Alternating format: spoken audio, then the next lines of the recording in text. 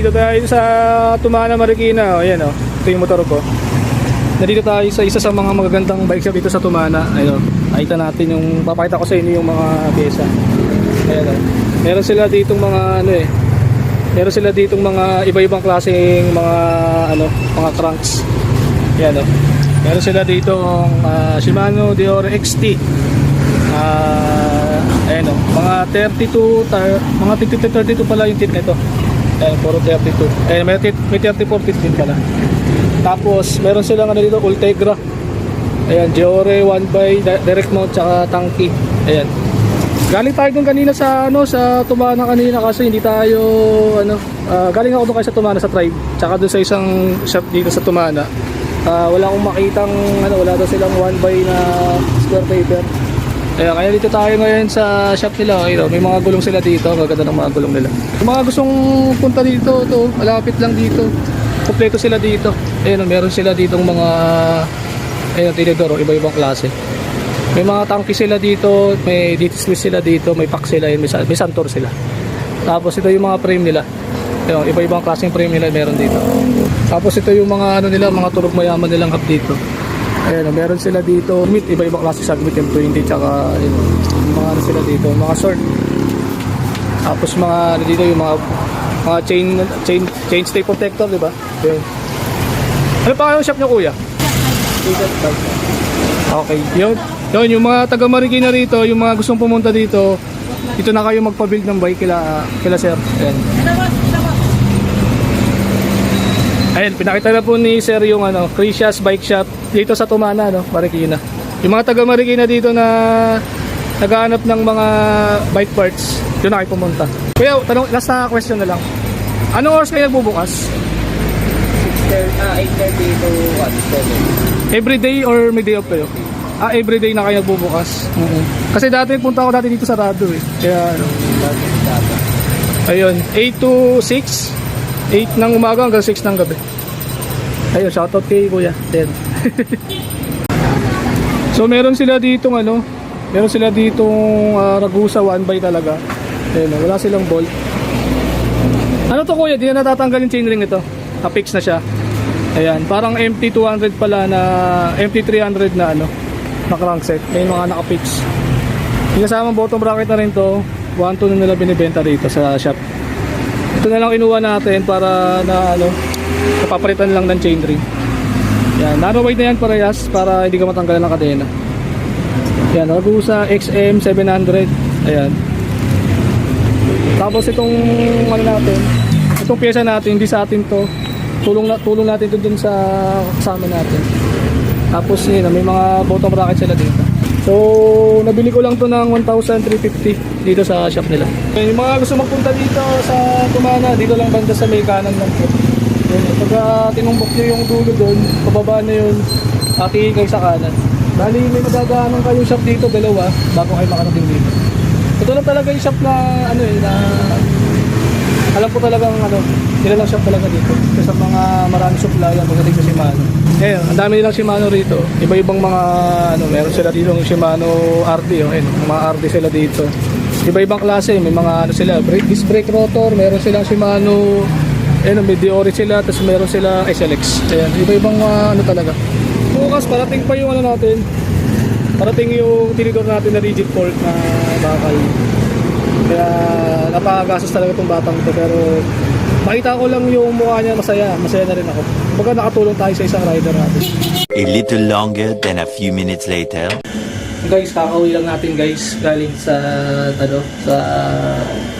tatlong shop sa around Tumana kasi nagkaroon tayo na nakanbas muna tayo ng ano. So ano tayo, ito na yung tulong ko kay Juan na ano ko siya rito. Talagang sobrang mapapasaya ko siya rito kasi 750 pesos kasi yung Ragusa crankset na square taper sa Tribe Cycle. Tapos wala silang square taper na cranks sa kabilang shop. Pero nag-canvas din ako sa next fork natin sa bike kasi mag-gear fork na tayo para gumaan. So ito na nga. Pakita ko na sa inyo yung bagong cranks ni Juan. Ito na yan. Ito na yung bagong cranks ni Juan na gagamitin sa kanyang bike. So Halotech na to. Halotech narrow wide chainring, Ragusa 36 teeth. Ayan o, 36 teeth. Ayan, alloy CNC 36 teeth. So ito yung napili kong bilhin sa kanya kasi ito mas murang-mura. So nabili ko to doon sa pinagsusupply ni Tatay Felix na pyesa. So although si Tatay Felix wala silang crankset na wala silang ibang pyesa ng katulad ng mga XT-SLX, puro Jory lang sila or non-series lang sila, pero marami sila doon parts. So pinayagan nila tayo mag-vlog para maano ko rin sa inyo na mga viewers ko mapanood din nyo na meron din isang mga the best na bikes dito sa may bandang Tumana, sa may bandang baba. So ito may lang siya, may konting gasgas lang. So 104 BCD yung chainring niya, 104 BCD. Tapos na siya, symmetrical. Bagay symmetrical na dito is itong mga angulo na sa bolt. So bolt type siya, stainless siya. Mukha lang black sa video pero stainless yan. So 6 ang allen yan. Pag magigpit luluwag ka, yan. Tapos narrow wide na yung kanya chainring para hindi ka na matanggalan ng kadena. Ayan.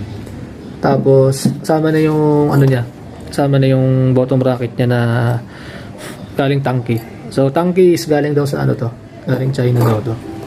So meron ako doong nabili na doon na goma sa crankset. So bigay ko na rin sa kanya. Kapit na lang natin dito pag Tsaka napapansin nyo, may grasa na yung thread niya, So na nga, na almost nakaanda na talaga yung yung pedal niya.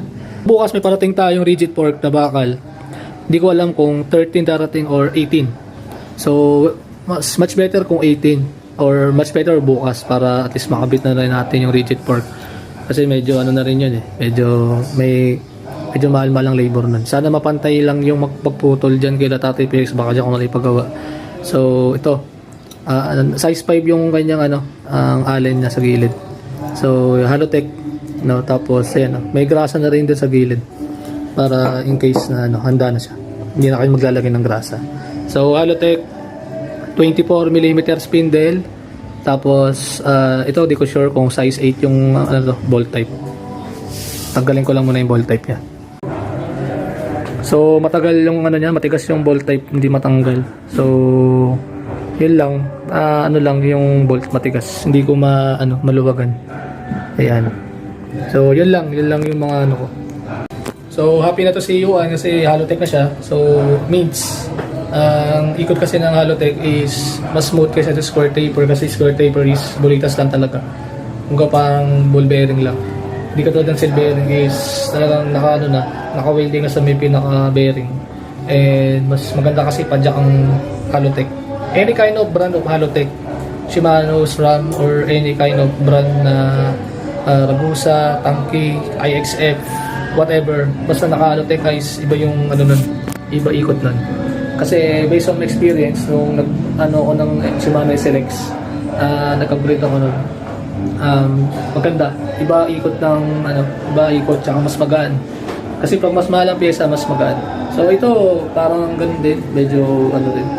Mas magaan yung SLX ko rito. Kasi ito medyo medyo mabigat.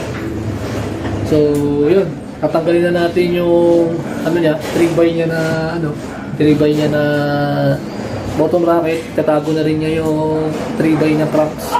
Same dun sa 3x na binigay na stepfather ko. Para kahit pa paano, siguro benta na lang natin yung iba. Basta kung ano yung kailangan niya, yun na lang yung ibigay natin sa kanya.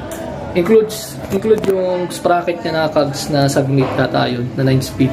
Yun na lang kailangan niya kasi yung hub niya kasi sa likod is thread type pa. So sa ngayon okay pa, yung goods pa naman yun. Saka susunod na lang natin siya tulungan ulit. Tapos rigid fork na lang kailangan niya bukas. Tapos yung hub niya sa harapan is yun na lang muna. Kasi yung dropout ng rigid fork niya is steel. So pang nut talaga yung dropout nun. I don't think kung pwede yung quick release doon, pero tingin ko pwede naman yung quick release doon. Pero yung quick release kasi hub niya is nasa taas. So 250 yung bakas kabit nun. Pero stop muna tayo sa rigid fork. Okay na yun. At least nagkaroon siya ng Halotech. So magkano ba yung Halotech na to, no? So 1,250 kapag walang 1,200 lang pala pag walang bottom bracket. 1,350 pag include yung bottom bracket. So, BSA threaded yung frame niya, so pasok to. Tapos 24mm yung spindle niya. Narrow wide chain ring. Ayan. So, ganito na lang yung vlog guys. Sana maging masaya si Yuan dito. And bibidyoan natin to pag kinakabit na. So, abangan nyo lang.